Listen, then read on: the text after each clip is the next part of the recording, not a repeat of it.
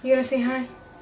Hey everyone, how's it going today? So I just wanted to have a casual sit down video and just chat about my labor and delivery story / 6-month update, but mostly about my breastfeeding journey and how I was able to build up my breast milk supply. I know a lot of people struggle with that, and I just wanted to share my experience with everyone. I'm sorry for this weird background. It was the best lighting that I could find. I am in no way an expert or a lactation consultant or any of those things. I am a first-time mom and I'm just learning as I go. So hopefully my story will just help anybody who is needing some encouragement or just came to watch the video. I don't know, to be honest. So let's just go all the way back to the beginning. It was December 3rd. It was a Saturday. I woke up feeling really weird. I was 38 weeks and 5 days pregnant. I had never experienced like a sore back or any kind of problems throughout my pregnancy. So it was kind of strange, but I just kind of trucked along the whole day. And in the evening, we did have a party to go to. Christmas party at our friend's house. So I actually ended up making a pasta dish and we went there at 6 o'clock.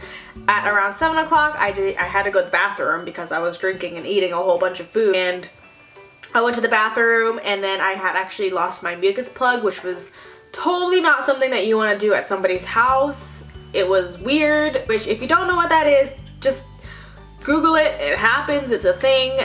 So that was when my labor progressively went worse, or downhill for that matter. I was just like, I don't know if I could stand here, sit here, or just enjoy anything at this moment. So we ended up going home early. I tried to relax as best I can and it didn't really work out, so my husband forced me to go to the hospital at 11 o'clock at night. We did a pelvic exam and I was 5 centimeters dilated, and I was in my mind thinking, oh, I am halfway there. How did that? Needless to say, they admitted me in right away. I had no problems changing to my gown and all that jazz. At that point, it finally hit me that I was in labor. And you know when you go to the doctors or you hear from your friends what labor is supposed to feel like? Well, I didn't get any tightening of the stomach or any intermittent pain or any of that jazz, basically. Mine was the total opposite. Mine was in my lower back. It just kept tugging at my core and I couldn't stand it. The doctor saw how annoyed I was with not just being in pain, but how, like, just think of your insides being ripped apart like taffy, like water taffy, if you've ever seen that. The doctor saw how uncomfortable I was and she was like, well, you know, labor is a really difficult thing. Don't feel bad if you want to get an epidural. So I ended up doing it, even though my husband didn't really want me to. But luckily it ended up working out because at 1:30, once I got my epidural, at 1:30 they broke my water, and at 5 in the morning I was 10 centimeters dilated, and I was like, yes, it's almost over, almost over.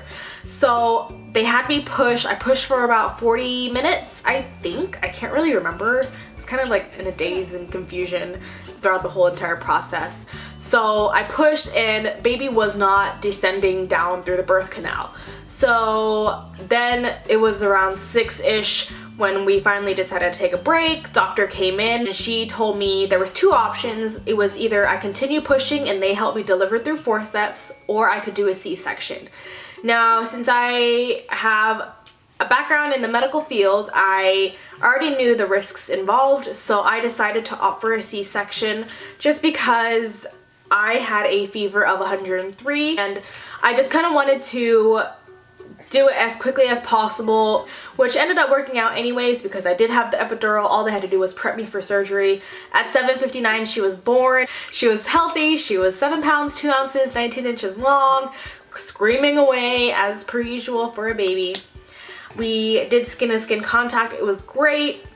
Now, as far as my breastfeeding journey goes, it was a doozy. The first week of her life, I did have to supplement formula. Luckily, we had a lactation consultant in the maternity ward, so I got to meet with her every day. And she introduced me to something called, she actually introduced me to something called a nipple shield, which was a godsend because she was not latching properly at all. So that might be an option for you if you have latching issues. So When we got home, I was on a strict 2-hour feeding schedule and pumping schedule. So every 2 hours I would try and have her eat, and if she chose to sleep a little bit longer, I still pumped every 2 hours. Now I was lucky enough to get a pump through my insurance, which was totally 100% free.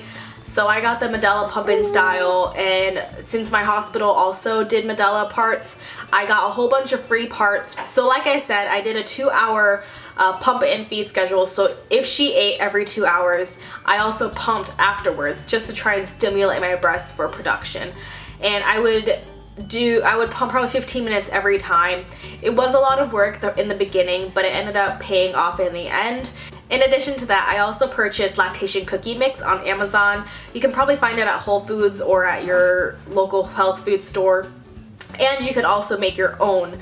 I was lazy and I opted for the easier option. I decided to spend a little bit more money and buy it prepackaged. It was like chocolate chip oatmeal. So it was fantastic. I highly recommend it. I will link everything down below. You could do brewer's yeast, you could do blessed thistle, oatmeal, flaxseed, I think. Anyways, there's a whole list. Just Google it. I also drank mother's milk tea every day, and I ate oatmeal in the morning and sometimes in the afternoon as a snack. So if all that didn't work, I was gonna give up breastfeeding. Luckily, all my milk did come in. It did take some time. I was okay with supplementing with some formula, and I just tried to relax as much as I can, just because stress can have an impact on your supply. As far as like breastfeeding supplies go, or supplementation to help you breastfeed comfortably, I did use a bobby pillow for first maybe 2 months, and that helped, but as she got older it was a little bit more difficult. I also have a nursing cover for nursing in public, which is a little strange, but I know I transitioned from nursing in the car, and then once I was comfortable enough, I got the hang of it, I also nursed. So my favorite tops are actually from Target. They're by Gillian O'Malley, and I usually wear like a sports bra, and these just kind of clip out for ease. They have both. They run a little bit large. I think I'm wearing an extra small, and they still fit me pretty loose. I still have about 8 pounds of baby weight left. I'm not too concerned just because I am breastfeeding. My body does need more calories. I am holding on a little bit more of my weight than I probably should be. But as far as C-sections go, it was definitely a lot easier to recover than I had expected. I know it is a major surgery and there's a lot of precautions that you need to take, but since I thought it was going to be a lot tougher, basically, is what I'm saying. I was walking the first day, I was moving around the house, cooking once we got home after the second or third day. They did prescribe me like Percocets. I didn't take any of that. It didn't hurt that bad for me to take, even after post-surgery, which was great. I'm very thankful. I had a great team to help deliver my baby safely. Yeah, hopefully I didn't miss anything. If I did, you can definitely leave me a comment down below asking me anything. I will try my best to answer, as far as me being a first-time mom and kind of winging this whole process. So for her 6-month update, she actually is able to crawl. She's slowly pulling herself up and standing. She is a very curious child. And we have also begun solids at 4 months. She's done really well with that. Her favorite products are actually from Ella's Kitchen, which she's 15 pounds at the moment, and she loves to pull my hair. So I am on the verge of wanting to cut it, but I am holding off. So I do make my own baby food, and we give her some of our food that we eat, as long as it's low in sodium, like potatoes or a little bit of rice, some carrots and things like that. So I try to make the baby food half the time and then give her other pouches of food pre-made when we're out and about, and it kind of works out. You have to do what you have to with your own lifestyle. Everyone's different. I am kind of like a mix of both. I don't do baby-led weaning. I like more of a structured setting just because I don't like the messes. Oh, I wanted to talk about nipple confusion. So far she has not had any nipple confusion. Along with the nipple shield, my nipple itself, a bottle, and the pacifier, as you can tell, she has no problem taking any of these at all.